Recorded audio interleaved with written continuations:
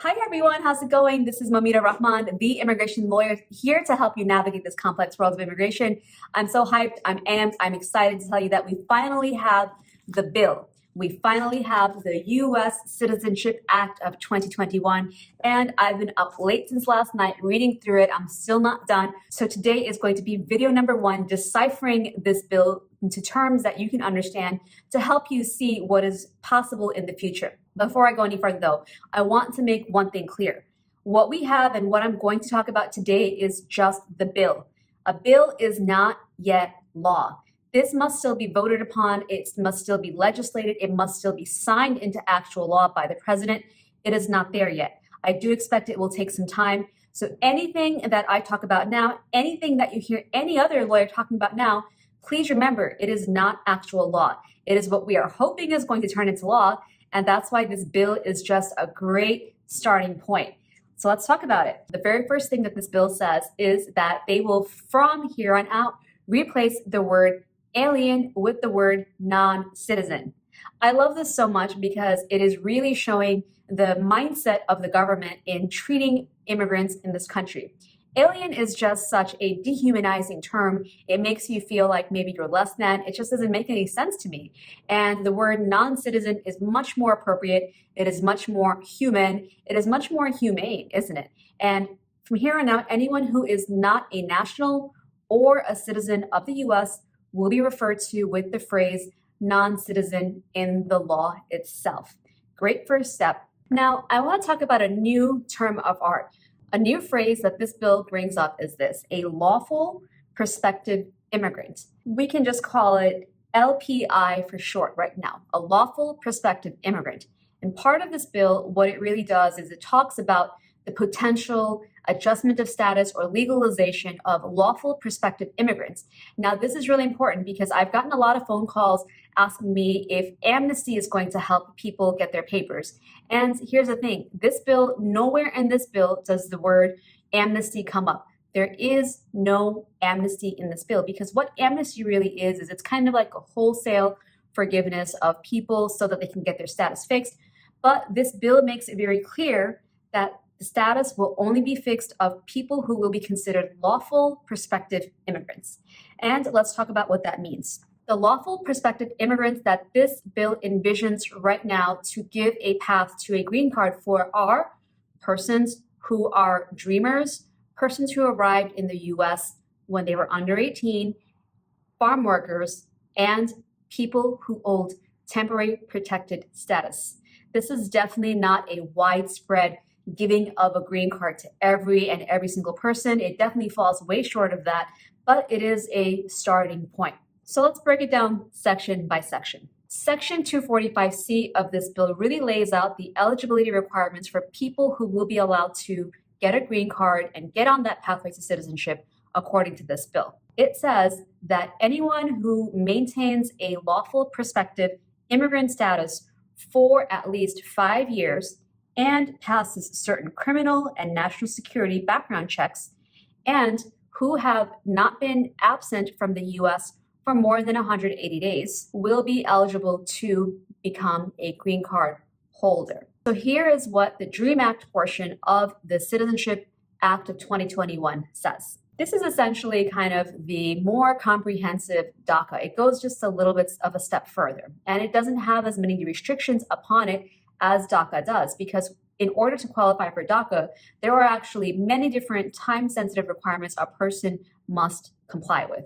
But underneath the DREAM Act over here, basically this is what it says. It says that if you have arrived in the US when you were still under the age of 18, you earned a high school diploma, and you have either earned a degree from an institute of higher education or completed at least 2 years in a bachelor's degree program, or completed work and earned income for at least 3 full years, or you served in the armed forces, you may be eligible to be on your way to getting a green card as a result, because if you are able to fulfill these conditions, then they would consider you a lawful prospective immigrant. And again, the whole point of this Citizenship Act is to provide a pathway to a green card and to citizenship for persons who can hold lawful prospective immigrant status for at least 5 years, and also comply with some other things as well. Now, I do want to say that the government is already building in certain waivers. So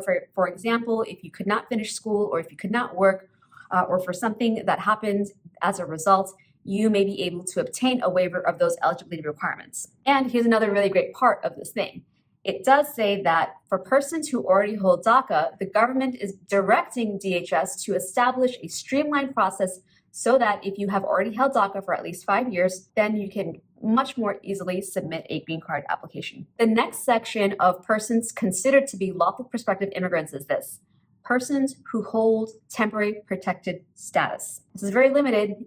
You can only qualify for TPS if you are from a certain country that has already been designated as a TPS country. In addition to that, you must have been in the US since January 1st of 2017, and you must have had TPS since January 1st, 2017. One thing that I really love about this is this. They also say that if you have been granted TPS, then they consider it an inspection at admission. And for those of you who may understand what that means, essentially it means that even if you entered into the country illegally, if you have been granted TPS, then by virtue of the fact of just being granted TPS, you're automatically considered to have been inspected and admitted into the US, which basically serves as basically like a passport stamp almost, so that you can adjust your status. Now, the next section of persons considered to be in the category of a lawful prospective immigrant are farm workers and persons who work in agriculture.